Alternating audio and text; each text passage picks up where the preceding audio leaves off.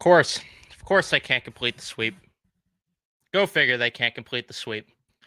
But what's going on, everyone? Welcome back to another post game here on Mets Central as the Mets lose 6-2 to the Detroit Tigers this afternoon in game 140 of the regular season. Once again, a veteran starting pitcher goes out there, and once again, the Mets don't win because once again, Ryan Helsley has shit running down his leg. And once again, this offense has to go one game where they just can't hit a lick pretty much at all. And at least with runners in scoring position, that is.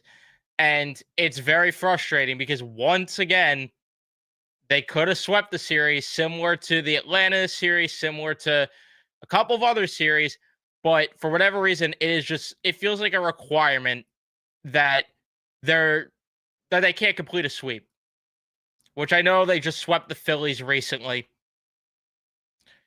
But you had it right in your hands, and you have the manager. I don't understand why Ryan Helsley was in the game. Ryan Helsley's reaching DFA territory, in my opinion, if not already there. And again, 2 for 9 with runners in scoring position. It's great that you scored all those runs in the first 2 games, but what was the thing I said yesterday? Casey Mize is a little bit better than what you faced so far this series, even though he's not a world beater. How are you going to fare? And I mean, you had opportunities both against him and this bullpen, and they just failed to get it done. It's just that simple. But leave a like on your way into the post-game show here. Subscribe if you guys are new to the channel, especially if you're Met fans, and turn on your notifications so you know when I upload or go live here on the channel. Like I was saying, they had opportunities, and it started in the first inning because I don't love Soto bunting, but he gets on from a bunt. And I love that he's added the stolen base thing to his game, but getting picked off there was very frustrating because Alonso then gets a single. I don't know what happens the rest of the inning because either way, Nimmo hits into a force out, but just very frustrating to see. And again, they had some more opportunities. Like in the third inning, they could have done a little bit more damage than they did. Lindor had a double. Alonso hit a double, which tied the game, but it's like, you need a bat. Brandon Nimmo did not have enough good at bats in this game, which did not help at all. And then in the 6th inning, you had opportunities to do further damage. You had the bases loaded. And what do you do? What do you do there? Or no, sorry, not bases. Were the bases loaded at that point? Because Soto had the walk. No, yeah, the bases were loaded there. And you get Starling Marte, who also had inexcusable at-bats. First pitch swinging on Tommy Kahnle there into a double play.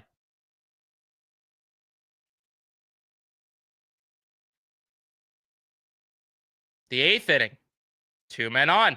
Marte, 2 pitches into that bat. Swinging, hitting into a force out. He had his opportunities, and he failed. And then with the pitching, Clay Holmes,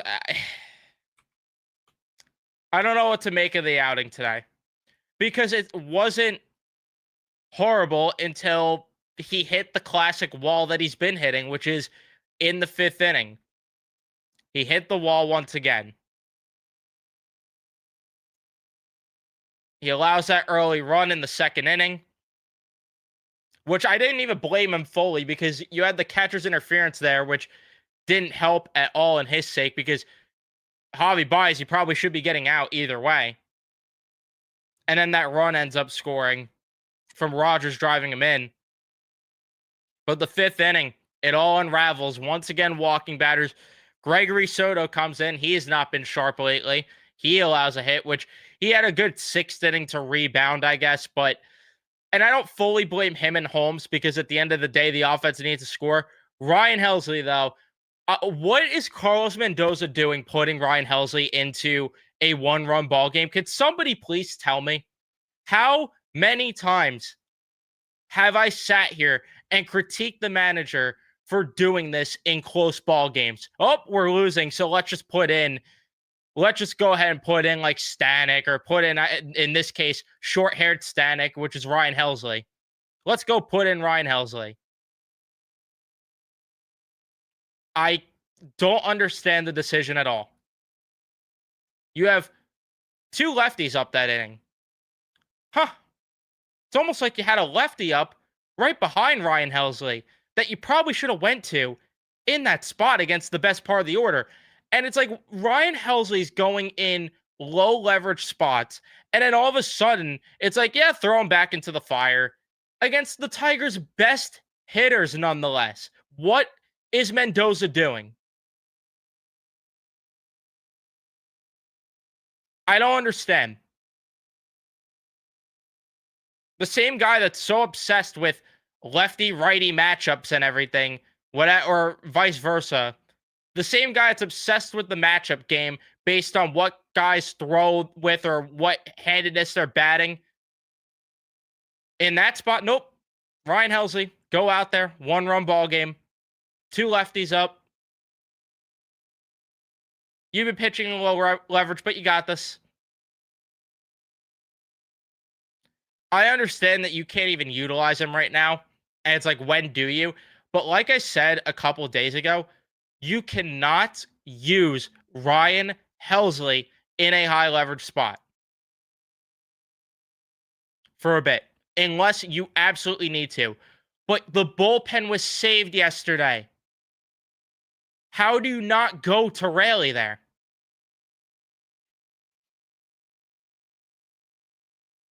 It makes no sense at all.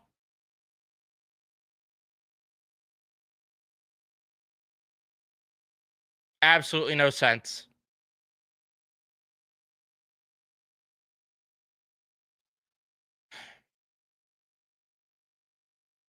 I don't know what you do here with HELSLEY anymore.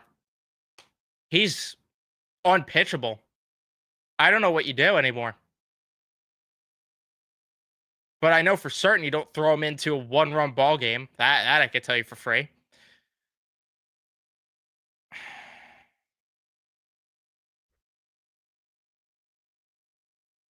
To me, just like, if you're going to use him, in high leverage, it has to be because your bullpen is burnt out. You cannot use him in 1-run games. Again, especially when the bullpen was rested. That's just the biggest problem.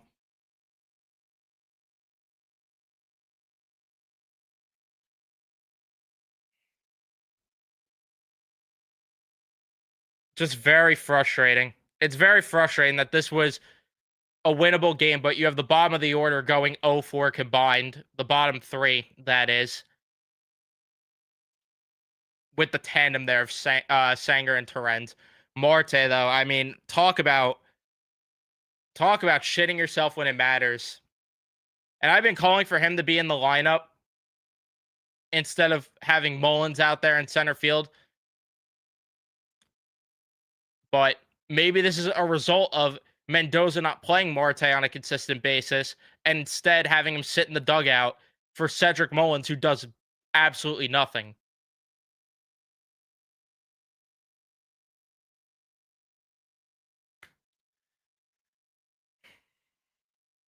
Pete Alonso, who's I've been critical of as of lately. I mean, he goes 3 for 4 today, but Lindor gives 2 walks. The top of the order was getting on base. It just, Nimmo came up in big spots and did nothing today.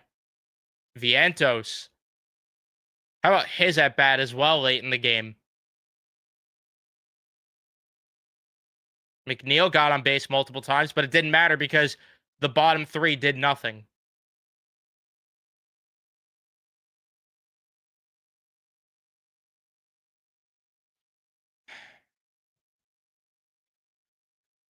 I'm just so annoyed because this keeps happening.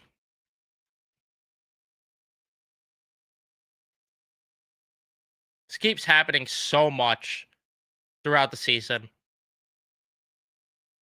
where they just fail to complete a sweep because of their own stupidity.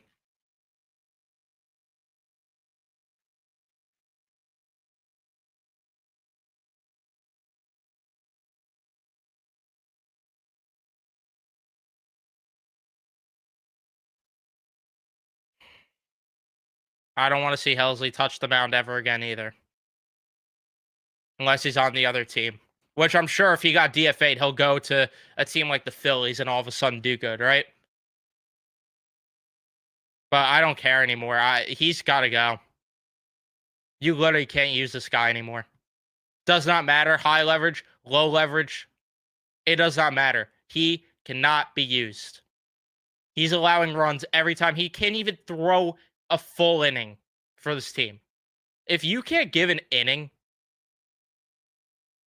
good riddance. I mean, the fact that these call-ups that they keep cycling between have looked better than him, like Herget and Hagenman, who pitched today and did a good job. Castillo, even.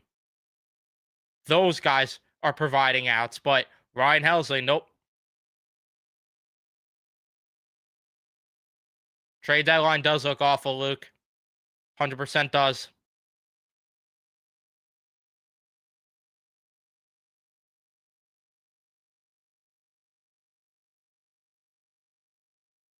Yeah, this is the point. Yesterday is the type of game you put Helsley in right now.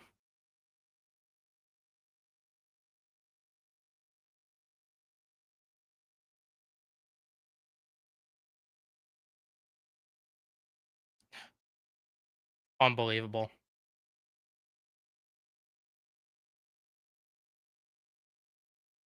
And I get it. I'm not disagreeing with this. It does not matter when you use him. He's going to suck. I know. But especially, it's really just the fact that, again, especially in a spot like today, why? It's like, it makes no sense at all. Why?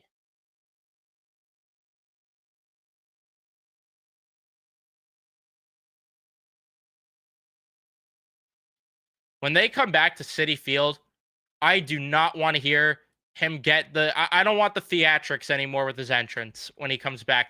When they come back to Citi Field, no theatrics. The whole stadium should be silent.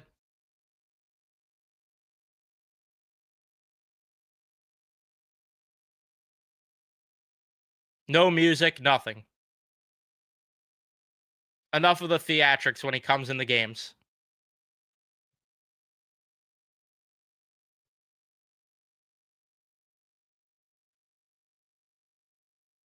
I just don't understand how the plan for the game there, how the game plan.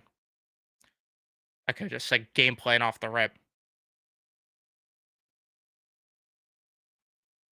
But I don't understand how the game plan's not Raley, Rogers, Diaz. Or even Diaz for multiple outs. Like maybe you try to squeeze 4 outs from Raley and then you get 5 from Diaz, especially with the off day tomorrow. That's the other thing. You have an off day tomorrow. You have an off day tomorrow and you're not getting aggressive. How? I don't understand how. I'm so tired of him. I really am tired of this manager. And I said that even when they swept Philly, I said the thing that's going to cost them, if anything, if assuming they're righting the ship, which doesn't feel that way, but assuming they were going to right the ship, the thing that I was saying is going to stop them the most is this manager. A manager should not be affecting a team this much, but my goodness, the amount of just boneheaded decisions. I get there's a reason he's in the dugout and I'm not, but it's like there are little things that are just common sense, and it's like it doesn't go through to this manager's brain. Yeah. Post game quote from him about Helsley. How do we help this guy? Because right now we're not doing that. So you're not coaching your problem here? Is that what I'm hearing? Awesome.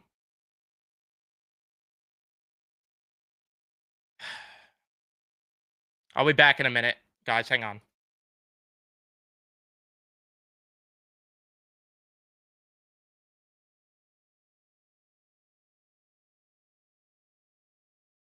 Sorry about that.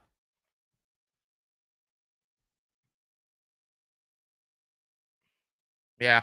Satisfied with taking the series when you have an off day tomorrow.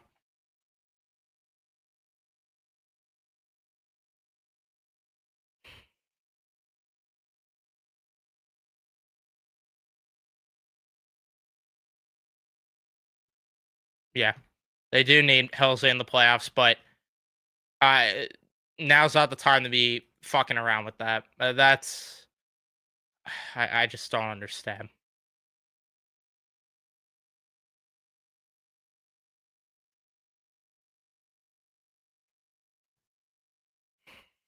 Very frustrating. If it wasn't clear.